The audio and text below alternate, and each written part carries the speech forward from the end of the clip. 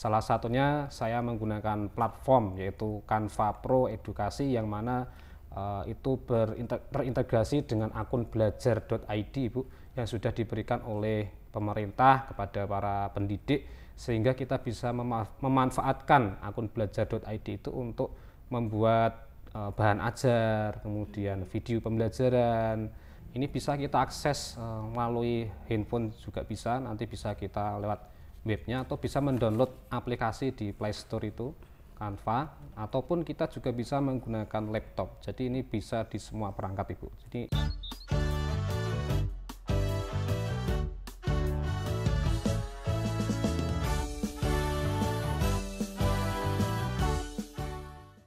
Halo Sobat Pendidikan semuanya, jumpa lagi di RTL Ruang Tanpa Lobi.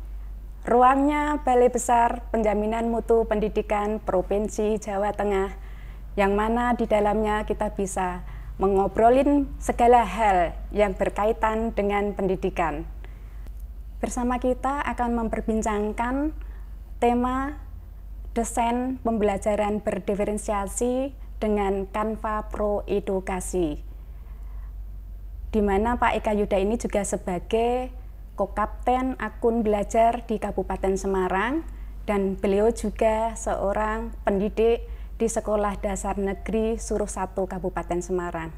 Assalamualaikum Pak Eka Yuda. Waalaikumsalam warahmatullahi wabarakatuh. Apa kabar Pak Eka Yuda? Alhamdulillah baik, Mas Nini. Baik, Pak Eka Yuda, kita ketahui bersama bahwa pembelajaran berdiferensiasi pada saat ini sangatlah penting di lingkungan pendidikan, khususnya di satuan pendidikan dalam rangka menghadapi pembelajaran tahun baru, yaitu tahun 2022 dan 2023.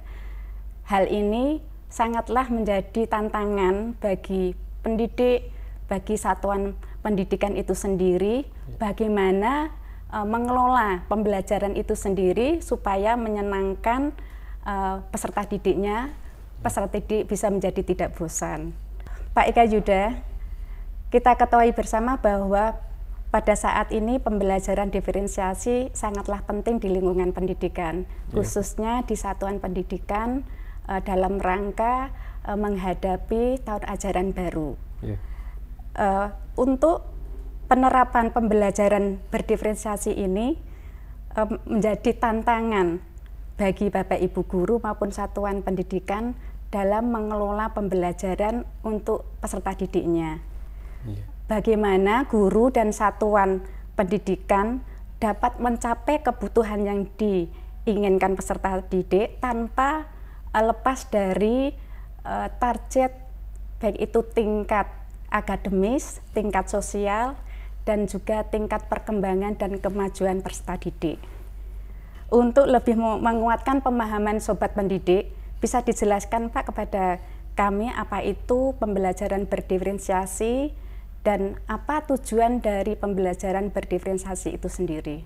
Baik, Bu Ngasni, terima kasih atas waktunya. Yang pertama Bu, pada tahun ajaran baru ini ya, tahun ini kita menerapkan IKM Bu, implementasi kurikulum merdeka. Yang mana salah satunya itu di sana ada penerapan pembelajaran berdiferensiasi. Dalam pembelajaran diferensiasi diawali dengan adanya tes diagnostik itu Bu, untuk mengetahui atau memetakan kompetensi peserta didik. Dari sana nanti bisa diketahui mana yang mulai berkembang, mana yang sudah baik. Nah, nanti di sana ditindaklanjuti dengan pembelajaran berdiferensiasi. Urgensinya apa dalam pembelajaran berdiferensiasi ini Bu? Jadi kita sebagai pendidik itu bisa memberikan pelayanan pendidikan sesuai dengan kompetensi peserta didik berdasarkan hasil tes diagnostik tadi Bu. Berarti untuk pembelajaran berdiferensiasi ini kita awali terlebih dahulu dengan adanya asesmen awal. Kira-kira apa Pak manfaat dan gunanya kita melakukan asesmen awal sebelum kita melakukan pembelajaran berdiferensiasi?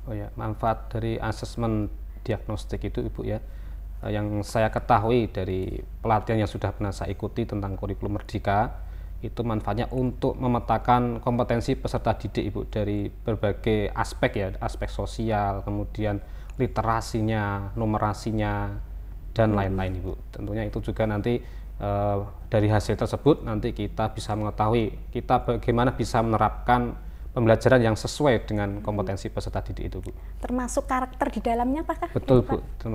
Termasuk salah satunya karakter itu. Jadi asesmen awal ini sangat penting yang harus dilakukan seorang pendidik dalam menerapkan pembelajaran berdiferensiasi. Iya, Ibu, betul sekali. Kita kembali ke penerapan pembelajaran berdiferensiasi ya, Pak ya. Ya, baik, Bu. Tentunya dalam menerapkan pembelajaran berdiferensiasi ini diperlukan suatu strategi yang tepat, sehingga pembelajaran tersebut akan menyenangkan bagi peserta didik menjadi tidak bosan. Nah, menurut Bapak, strategi apa yang akan kita lakukan? Bagaimana desain yang akan kita gunakan dalam melakukan pembelajaran berdiferensiasi ini supaya pembelajaran kita itu dapat berjalan dengan baik? Oh iya, Ibu. Jadi dalam pembelajaran diferensiasi itu dibagi menjadi 3 hal, Bu ya. Diferensiasi konten, yaitu berupa isi atau materi pembelajarannya. Kemudian ada diferensiasi proses pembelajarannya. Yang terakhir ada diferensiasi produk.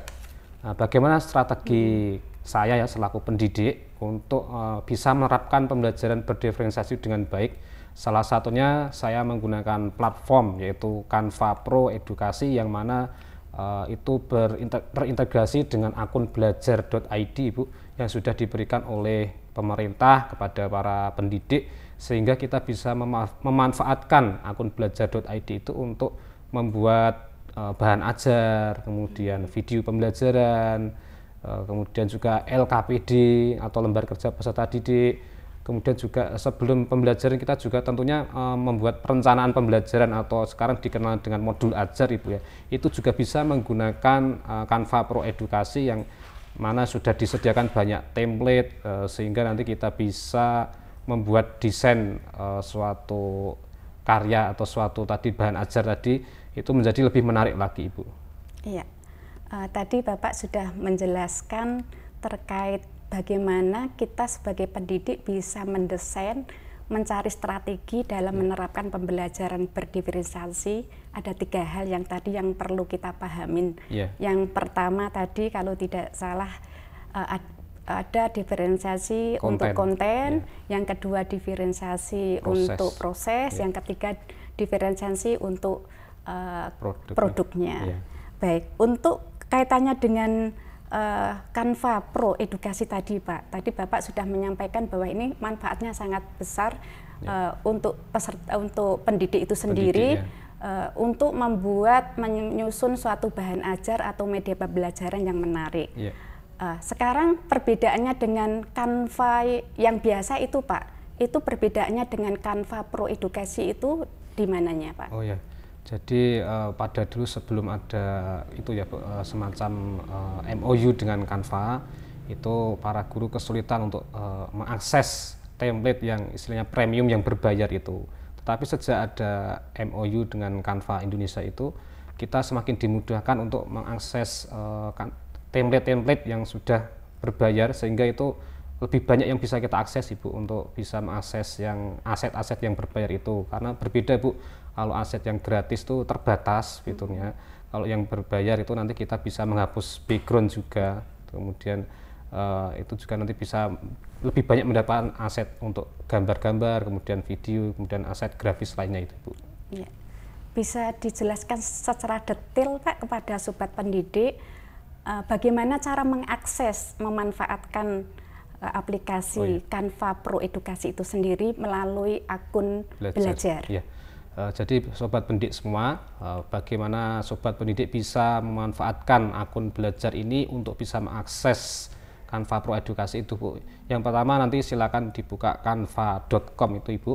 Nanti kita milih untuk loginnya itu menggunakan akun belajar, Ibu. Jadi nanti sudah otomatis untuk bisa mengakses template-template yang premium itu, tanpa kita harus mendaftar terlebih dahulu. Kalau sebelumnya itu harus melalui pendaftaran, nanti diverifikasi oleh Canva baru bisa mengakses template yang premium. Tapi sekarang dengan akun belajar itu menjadi lebih mudah, langsung otomatis nanti bisa diakses untuk template-template yang berbayar tadi.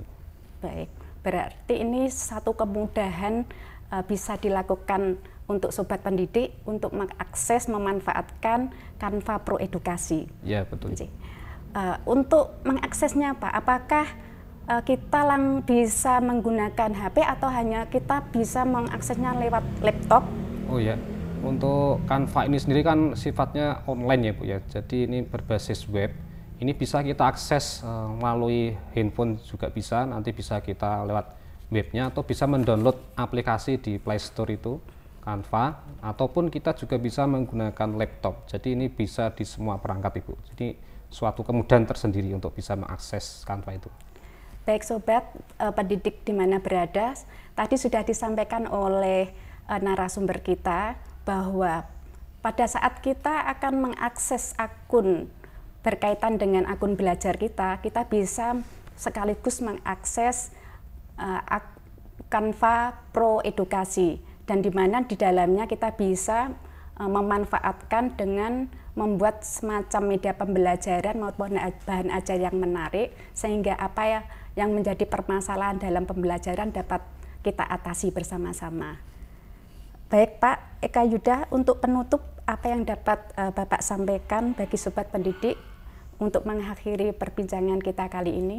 Ya, baik Bu Ngasni, sebagai penutup saya hanya ingin memberikan motivasi kepada Bapak Ibu pendidik semua bahwasanya pembelajaran diferensial itu bukan suatu hal yang sulit Ibu. Mungkin kita bayangannya bagaimana bisa mengajar siswa itu dengan kemampuan yang berbeda-beda, kemudian konten materinya berbeda-beda, itu suatu hal yang sulit. Namun dengan adanya Canva Pro Edukasi ini tadi Bu, ini semakin memudahkan kita untuk membuat desain media pembelajaran sesuai dengan tadi hasil asesmen diagnostiknya tadi. Kemudian juga untuk proses pembelajarannya juga kita bisa memfasilitasi peserta didik misalnya dengan membuat LKPD, kemudian video pembelajaran atau bahan presentasi dengan Canva Pro Edukasi. Dan untuk produk yang sudah pernah saya laksanakan itu siswa itu juga bisa membuat poster sehingga lebih menarik lagi dengan Canva Pro itu tanpa harus bisa mempunyai keterampilan desain tersendiri Bu. Padahal kalau sebelumnya itu untuk membuat desain itu suatu hal yang sulit, tapi dengan Canva Pro Edukasi ini sangat memudahkan kita sebagai pendidik untuk membuat desain grafis yang lebih menarik lagi. Itu saja Ibu untuk pesannya. Terima kasih Pak Eka Yuda. Sobat pendidik semuanya, jika masih memiliki pertanyaan seputar materi kita hari ini, sobat pendidik bisa menuliskan di kolom komentar di bawah video ini atau bisa langsung kunjungi ULT kami.